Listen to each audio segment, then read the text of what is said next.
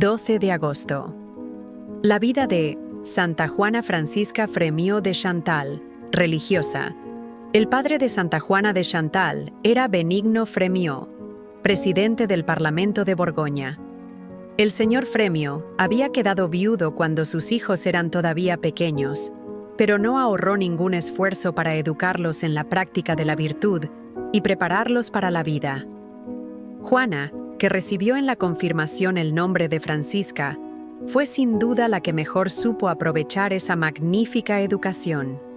Cuando la joven tenía 20 años, su padre, que la amaba tiernamente, la concedió en matrimonio al barón de Chantal, Cristóbal de Rabutín.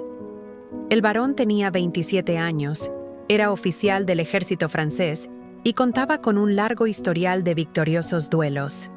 Su madre descendía de la beata Umbelina, cuya fiesta se celebra el 21 de agosto. El matrimonio tuvo lugar en Dijon, y Juana Francisca partió con su marido a Bourvilly. Desde la muerte de su madre, el varón no había llevado una vida muy ordenada, de suerte que la servidumbre de su casa se había acostumbrado a cierta falta de disciplina. En consecuencia, el primer cuidado de la flamante baronesa fue establecer el orden en su casa. Los 3 primeros hijos del matrimonio murieron poco después de nacer, pero los jóvenes esposos tuvieron después un niño y 3 niñas que vivieron. Por otra parte, poseían cuanto puede constituir la felicidad a los ojos del mundo y procuraban corresponder a tantas bendiciones del cielo. Cuando su marido se hallaba ausente, la baronesa se vestía en forma muy modesta y, si alguien le preguntase por qué, ella respondía: «Los ojos de aquel a quien quiero agradar están a 100 leguas de aquí». Las palabras que San Francisco de Sales dijo más tarde sobre Santa Juana Francisca podían aplicársele ya desde entonces.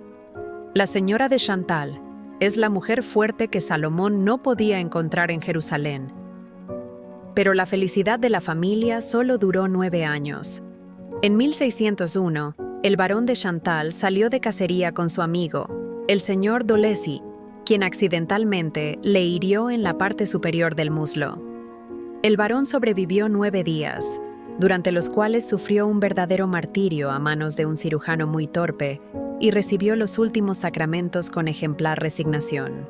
La baronesa había vivido exclusivamente para su esposo, de modo que el lector puede suponer fácilmente su dolor al verse viuda a los 28 años.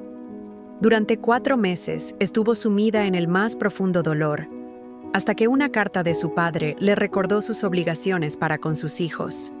Para demostrar que había perdonado de corazón al señor Dolesi, la baronesa le prestó cuantos servicios pudo y fue madrina de uno de sus hijos. Por otra parte, redobló sus limosnas a los pobres y consagró su tiempo a la educación e instrucción de sus hijos. Juana pedía constantemente a Dios que le diese un guía verdaderamente santo, capaz de ayudarla a cumplir perfectamente su voluntad. Una vez, mientras repetía esta oración, vio súbitamente a un hombre cuyas facciones y modo de vestir reconocería más tarde, al encontrar en Dijon a San Francisco de Sales. En otra ocasión, se vio a sí misma en un bosquecillo, tratando en vano de encontrar una iglesia. Por aquel medio, Dios le dio a entender que el amor divino tenía que consumir la imperfección del amor propio que había en su corazón y que se vería obligada a enfrentarse con numerosas dificultades. La futura santa fue a pasar el año del luto en Dijon, en casa de su padre. Más tarde, se trasladó con sus hijos a Montelón, cerca de Autun, donde habitaba su suegro, que tenía ya 75 años. Desde entonces, cambió su hermosa y querida casa de Bourvilly por un viejo castillo. A pesar de que su suegro era un anciano vanidoso, orgulloso y extravagante, dominado por una ama de llaves insolente y de mala reputación, la noble dama no pronunció jamás una sola palabra de queja y se esforzó por mostrarse alegre y amable. En 1604, San Francisco de Sales fue a predicar la Cuaresma a Dijon, y Juana se trasladó ahí con su suegro para oír al famoso predicador. Al punto reconoció en él al hombre que había vislumbrado en su visión y comprendió que era el director espiritual que tanto había pedido a Dios. San Francisco cenaba frecuentemente en casa del padre de Juana Francisca, y ahí se ganó, poco a poco, la confianza de ésta. Ella deseaba abrirle su corazón, pero la retenía un voto que había hecho por consejo de un director espiritual indiscreto, de no abrir su conciencia a ningún otro sacerdote. Pero no por ello, dejó de sacar gran provecho de la presencia del santo obispo, quien a su vez se sintió profundamente impresionado por la piedad de Juana Francisca. En cierta ocasión en que se había vestido más elegantemente que de ordinario, San Francisco de Sales le dijo: ¿Pensáis casaros de nuevo? De ninguna manera, Excelencia, replicó ella. Entonces os aconsejo que no tentéis al diablo, le dijo el santo. Juana Francisca siguió el consejo. Después de vencer sus escrúpulos sobre su voto indiscreto, la santa consiguió que Francisco de Sales aceptara dirigirla. Por consejo suyo, moderó un tanto sus devociones y ejercicios de piedad para poder cumplir con sus obligaciones mundanas en tanto que vivía con su padre o con su suegro. Lo hizo con tanto éxito que alguien dijo de ella: «Esta dama es capaz de orar todo el día sin molestar a nadie». De acuerdo con una estricta regla de vida, consagraba la mayor parte de su tiempo a sus hijos, visitaba a los enfermos pobres de los alrededores y pasaba en vela noches enteras junto a los agonizantes. La bondad y mansedumbre de su carácter mostraban hasta qué punto había secundado las exigencias de la gracia, porque en su naturaleza firme y fuerte había cierta dureza y rigidez que solo consiguió vencer del todo al cabo de largos años de oración, sufrimiento y paciente sumisión a la dirección espiritual. Tal fue la obra de San Francisco de Sales, a quien Juana Francisca iba a ver, de cuando en cuando, a Annecy, y con quien sostenía una nutrida correspondencia. El santo la moderó mucho en materia de mortificaciones corporales, recordándole que San Carlos Borromeo, cuya libertad de espíritu tenía por base la verdadera caridad, no vacilaba en brindar con sus vecinos, y que San Ignacio de Loyola había comido tranquilamente carne los viernes por consejo de un médico, en tanto que un hombre de espíritu estrecho hubiese discutido esa orden cuando menos durante 3 días. San Francisco de Sales no permitía que su dirigida olvidase que estaba todavía en el mundo, que tenía un padre anciano y, sobre todo, que era madre. Con frecuencia le hablaba de la educación de sus hijos y moderaba su tendencia a ser demasiado estricta con ellos. En esta forma, los hijos de Juana Francisca se beneficiaron de la dirección de San Francisco de Sales, tanto como su madre. Durante algún tiempo, la señora de Chantal se sintió inclinada a la vida conventual por varios motivos, entre los que se contaba la presencia de las carmelitas en Dijon. San Francisco de Sales, después de algún tiempo de consultar el asunto con Dios, le habló en 1607 de su proyecto de fundar la nueva Congregación de la Visitación. Santa Juana acogió gozosamente el proyecto, pero la edad de su padre, sus propias obligaciones de familia y la situación de los asuntos de su casa constituían, por el momento, obstáculos que la hacían sufrir. Juana Francisca respondió a su director que la educación de sus hijos exigía su presencia en el mundo, pero el santo le respondió que sus hijos ya no eran niños y que desde el claustro podría velar por ellos tal vez con más fruto, sobre todo si tomaba en cuenta que los 2 mayores estaban ya en edad de entrar en el mundo. En esa forma, lógica y serena, resolvió San Francisco de Sales todas las dificultades de la señora de Chantal. Antes de abandonar el mundo, Juana Francisca casó a su hija mayor con el barón de Torrens, hermano de San Francisco de Sales, y se llevó consigo al convento a sus 2 hijas menores. La primera murió al poco tiempo, y la segunda se casó más tarde con el señor de Toulon-Jon. Celso Benigno, el hijo mayor, quedó al cuidado de su abuelo y de varios tutores. Después de despedirse de sus amistades, Juana fue a decir adiós a Celso Benigno. El joven, que había tratado en vano de apartarla de su resolución, se tendió por tierra ante el dintel de la puerta de la habitación para cerrarle la salida, pero la santa no se dejó vencer por la tentación de escoger la solución más fácil, y pasó sobre el cuerpo de su hijo. Frente a la casa la esperaba su anciano padre. Juana Francisca se postró de rodillas y, llorando, le pidió su bendición. El anciano le impuso las manos y le dijo: «No puedo reprocharte lo que haces. Ve con mi bendición. Te ofrezco a Dios como Abraham le ofreció a Isaac, a quien amaba tanto como yo a ti. Ve a donde Dios te llama y sé feliz en su casa. Ruega por mí». La santa inauguró el nuevo convento el Domingo de la Santísima Trinidad de 1610, en una casa que San Francisco de Sales le había proporcionado, a orillas del lago de Annecy. Las primeras compañeras de Juana Francisca fueron María Favre, Carlota de Bréchard y una sirvienta llamada Ana Coste. Pronto ingresaron en el convento otras 10 religiosas.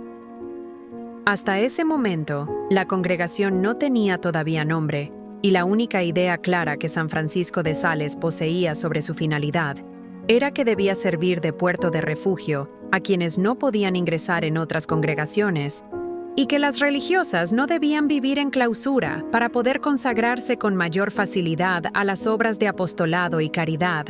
Naturalmente, la idea provocó fuerte oposición por parte de los espíritus estrechos e incapaces de aceptar algo nuevo. San Francisco de Sales acabó por modificar sus planes y aceptar la clausura para sus religiosas. A las reglas de San Agustín, añadió unas constituciones admirables por su sabiduría y moderación. No demasiado duras para los débiles y no demasiado suaves para los fuertes. Lo único que se negó a cambiar fue el nombre de Congregación de la Visitación de Nuestra Señora, y Santa Juana Francisca le exhortó a no hacer concesiones en ese punto. El santo quería que la humildad y la mansedumbre fuesen la base de la observancia. Pero en la práctica, decía a sus religiosas, la humildad es la fuente de todas las otras virtudes. No pongáis límites a la humildad y haced de ella el principio de todas vuestras acciones. Para bien de Santa Juana y de las hermanas más experimentadas, el santo obispo escribió el Tratado del Amor de Dios. Santa Juana progresó tanto en la virtud bajo la dirección de San Francisco de Sales, que éste le permitió que hiciese el voto de que, en todas las ocasiones, realizaría lo que juzgase más perfecto a los ojos de Dios. Inútil decir que la santa gobernó prudentemente su comunidad, inspirándose en el espíritu de su director. La madre de Chantal tuvo que salir frecuentemente de Annecy, tanto para fundar nuevos conventos como para cumplir con sus obligaciones de familia. Un año después de la toma de hábito, se vio obligada a pasar 3 meses en Dijon, con motivo de la muerte de su padre, para poner en orden sus asuntos. Sus parientes aprovecharon la ocasión para intentar hacerla volver al mundo. Una mujer imaginativa exclamó al verla: «¿Cómo podéis sepultaros en 2 metros de tela basta?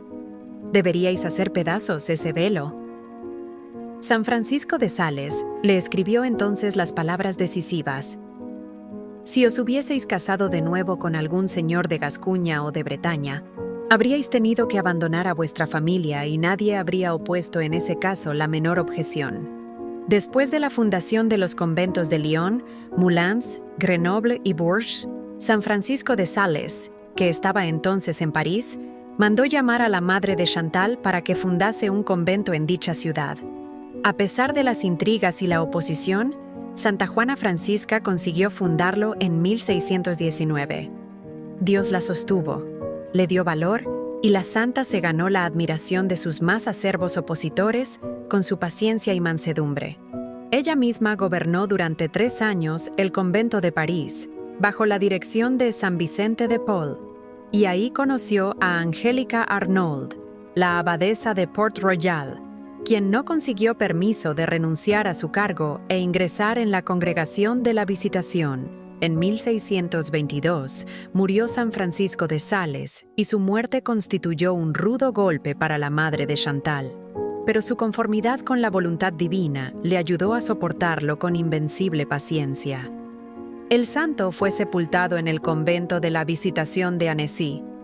En 1627 murió Celso Benigno en la isla de Ré, durante las batallas contra los ingleses y los hugonotes. El hijo de la santa, que no tenía sino 31 años, dejaba a su esposa viuda y con una hijita de 1 año, la que con el tiempo sería la célebre Madame de Sévigné. Santa Juana Francisca recibió la noticia con heroica fortaleza y ofreció su corazón a Dios, diciendo: «Destruye, corta y quema cuanto se oponga a tu santa voluntad». El año siguiente se desató una terrible peste que asoló Francia, Saboya y el Piamonte, y diezmó varios conventos de la Visitación. Cuando la peste llegó a Annecy, la santa se negó a abandonar la ciudad, puso a la disposición del pueblo todos los recursos de su convento y espoleó a las autoridades a tomar medidas más eficaces para asistir a los enfermos. En 1632, murieron la viuda de Celso Benigno, Antonio de Toulonjon, el yerno de la santa, a quien ésta quería mucho, y el padre Miguel Fabre, quien había sido el confesor de San Francisco y era muy amigo de las visitandinas. A estas pruebas se añadieron la angustia, la oscuridad y la sequedad espiritual, que en ciertos momentos eran casi insoportables, como lo prueban algunas cartas de Santa Juana Francisca. Dios permite con frecuencia que las almas que le son más queridas atraviesen por largos períodos de bruma, oscuridad y angustia, pero a través de ellos las lleva con mano segura a las fuentes de la felicidad y al centro de la luz. En los años de 1635 y 1636, la santa visitó todos los conventos de la Visitación, que eran ya 65, pues muchos de ellos no habían tenido aún el consuelo de conocerla. En 1641, fue a Francia para ver a Madame de Montmorency en una misión de caridad. Ese fue su último viaje. La reina Ana de Austria la convidó a París, donde la colmó de honores y distinciones, con gran confusión por parte de la homenajeada. Al regreso, cayó enferma en el convento de Moulins, donde murió el 13 de diciembre de 1841, a los 69 años de edad. Su cuerpo fue trasladado a Annecy y sepultado cerca del de San Francisco de Sales. La canonización de Santa Juana Francisca tuvo lugar en 1767. San Vicente de Paul dijo de ella: «Era una mujer de gran fe, y sin embargo tuvo tentaciones contra la fe toda su vida. Aunque aparentemente había alcanzado la paz y tranquilidad de espíritu de las almas virtuosas, sufría terribles pruebas interiores, de las que me habló varias veces. Se veía tan asediada de tentaciones abominables que tenía que apartar los ojos de sí misma para no contemplar ese espectáculo insoportable. La vista de su propia alma la horrorizaba como si se tratase de una imagen del infierno. Pero en medio de tan grandes sufrimientos, jamás perdió la serenidad, ni cejó en la plena fidelidad que Dios le exigía. Por ello, la considero como una de las almas más santas que me haya sido dado encontrar sobre la tierra.